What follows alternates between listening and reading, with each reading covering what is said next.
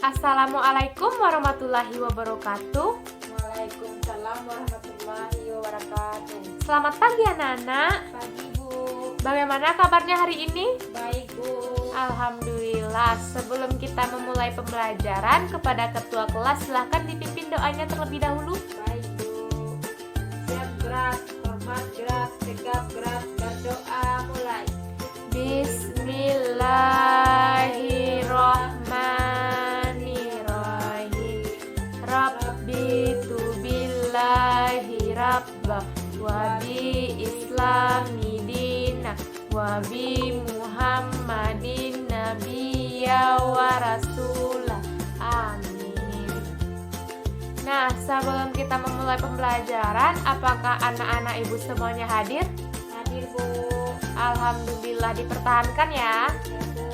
Nah, ibu ingin bertanya nih kepada anak-anak ibu.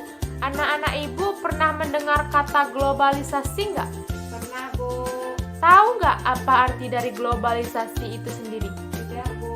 Tidak. Nah, sekarang ibu akan menjelaskan terlebih dahulu. Selagi ibu menjelaskan, tolong anak-anak ibu catat ke bukunya masing-masing ya, mengerti? Nanti Bu. Oke. Globalisasi merupakan fenomena dunia sehingga sangat memiliki pengaruh terhadap setiap aspek kehidupan manusia, utamanya di era industri saat ini, yang memberikan perubahan secara ekstrim dan signifikan dalam berbagai bidang kehidupan, sehingga perlu dihadapi dan diantisipasi dengan baik. Lalu bagaimana manusia mempersiapkan diri menghadapi era ini? Dalam berbagai aspek kehidupan, globalisasi akan menyebabkan setiap bangsa menjadi bagian dan sistem nilai dunia, di mana ciri khas dari era ini adalah semakin kaburnya batas-batas geografis antar negara. Selain itu, pertukaran informasi serta arus barang maupun jasa tidak lagi hanya dilakukan dalam cakupan negara, lokal dan nasional, tetapi juga merambat kepada lintas negara, yaitu global atau internasional. Nah, ada beberapa aspek globalisasi di berbagai kehidupan, baik di bidang budaya, komunikasi, ekonomi, bidang ilmu pengetahuan dan teknologi atau bisa kita katakan iptek, maupun di bidang transportasi. Apa saja? Yang pertama di bidang budaya. Di bidang budaya, perilaku dan nilai-nilai dari negara lain dapat mempengaruhi cara berpikir sosial dan budaya setiap manusia. Anak-anak ibu tahu nggak contoh dari transportasi itu seperti apa saja? Tahu Bu. Apa itu? Bus. Bus. Lalu? Tranek. Tranek, benar sekali. Bus dan tranek ya, atau bisa dibilang travel. Nah, ya. Angkot. Nah, ya, angkot juga, benar sekali. Tepuk tangan dulu untuk Merah. Ya Bu. Makasih Bu.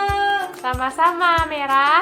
Nah, di bidang transportasi ini sendiri, globalisasi bidang transportasi merupakan suatu proses berkembangnya suatu kendaraan yang digunakan untuk mengangkut barang atau memindahkan manusia dari suatu tempat ke tempat yang lainnya. Benar atau tidak?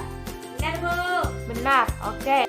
Dari materi yang Ibu jelaskan tadi tentang aspek globalisasi di berbagai kehidupan, apakah anak-anak Ibu sudah paham? Paham Bu. Alhamdulillah. Sekarang kita lanjut ke materi selanjutnya, yaitu kita mempelajari materi tentang manfaat potpourri dari berbagai aspek. Nah, anak-anak Ibu sebelumnya pernah mendengar kata potpourri belum? Belum Bu. Belum. Sekarang Ibu akan menjelaskan terlebih dahulu. Selagi Ibu menjelaskan, anak-anak Ibu tolong dicatat di bukunya masing-masing. Nanti pas mau pulang Ibu akan periksa satu persatu, mengerti? Ibu. Oke. Potpourri adalah sebuah hiasan yang terbuat dari campuran tanaman beraroma yang dikeringkan. Umumnya potpourri digunakan sebagai salah satu bentuk pewangi alami yang cocok untuk ruangan pada rumah atau bangunan. Dalam sejarahnya, kita akan membahas sejarah potpourri ini terlebih dahulu. Sejarah potpourri ini pada awalnya sudah dimanfaatkan sebagai pengharum ruangan namun hanya dengan cara disebarkan begitu saja pada lantai. Kemudian ketika mulai memasuki abad 17, negara Prancis pertama kali mulai menanam berbagai tanaman yang memiliki wangi pada lahan yang mereka miliki. Setelah bunga dari tanaman telah mekar dan tumbuh wangi, barulah dipetik dan dikeringkan terlebih dahulu selama 2 hari. Nah, setelah tanaman dan bunga tersebut telah kering, barulah diberikan garam kasar dan campur untuk membuat tanaman dan bunga menjadi awet dan tidak membusuk, lalu didiamkan kembali selama beberapa waktu. Setelah tanaman dan bunga telah berubah warna, barulah akan diberikan esens, penguat aroma agar wangi yang dikeluarkan bisa menjadi lebih kuat dan tahan lama. Potpourri yang sudah siap akan disimpan dalam sebuah wadah yang menarik agar bisa menjadi sebuah hiasan. Nah, tadi Ibu sudah menjelaskan pengertian dari potpourri ini sendiri adalah sebuah hiasan yang terbuat dari campuran tanaman beraroma yang dikeringkan. Apa tadi Ibu bilang? Potpourri adalah sebuah hiasan yang terbuat dari campuran tanaman beraroma yang dikeringkan. Nah, itu adalah pengertian dari potpourri sendiri. Nah, yang kedua Ibu akan membahas tentang manfaat potpourri di rumah.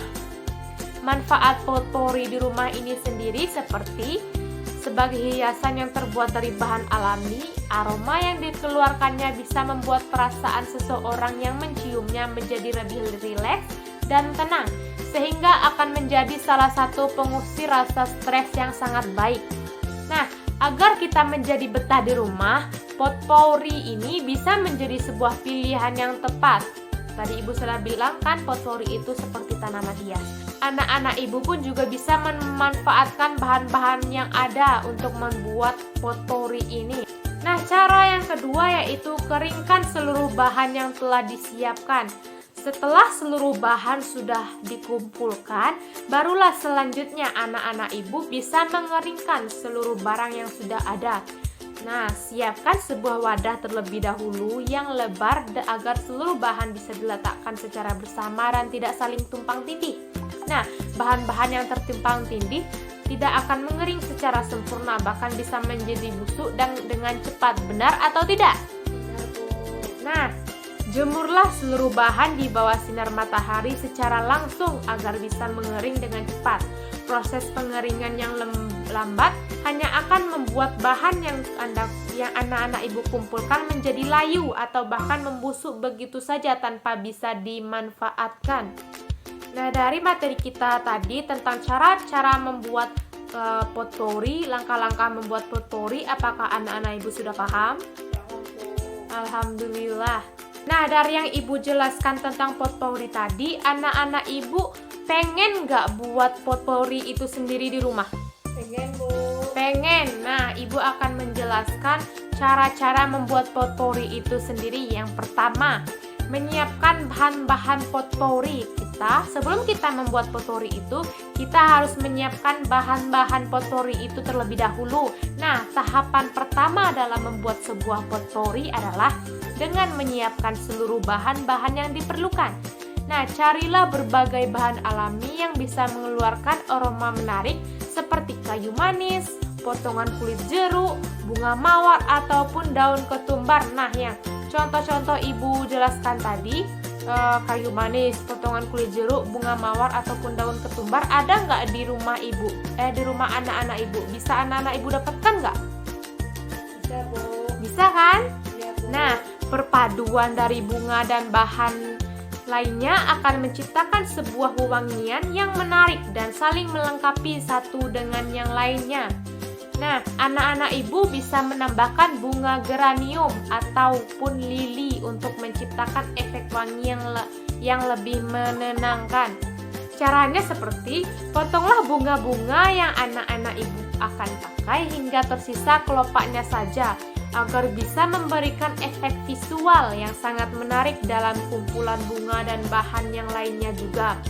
Nah, kombinasikan kelopak bunga dan kepala bunga secara utuh agar menciptakan kesan penuh. Anak-anak ibu juga bisa menambahkan aneka buah yang mempunyai aroma menarik seperti stroberi ataupun buah lemon. Nah, apakah anak-anak ibu sudah paham dengan materi yang ibu jelaskan tadi? Alhamdulillah. Jam sepertinya sudah mau pulang nih. Anak-anak ibu mau pulang atau mau melanjutkan pembahasan kita tadi? Pulang, Bu. Pulang. Oke, kita pulang ya. Kepada ketua kelas silakan dipimpin doa syukurnya terlebih dahulu. Baik, Bu. Siap, gerak, hormat, gerak, bersyukur, mulai. Alhamdulillahirabbil alamin. Amin. Baiklah, Ibu akhiri pertemuan kita kali ini dengan mengucapkan Alhamdulillahirabbil alamin. Wassalamualaikum warahmatullahi wabarakatuh. Waalaikumsalam.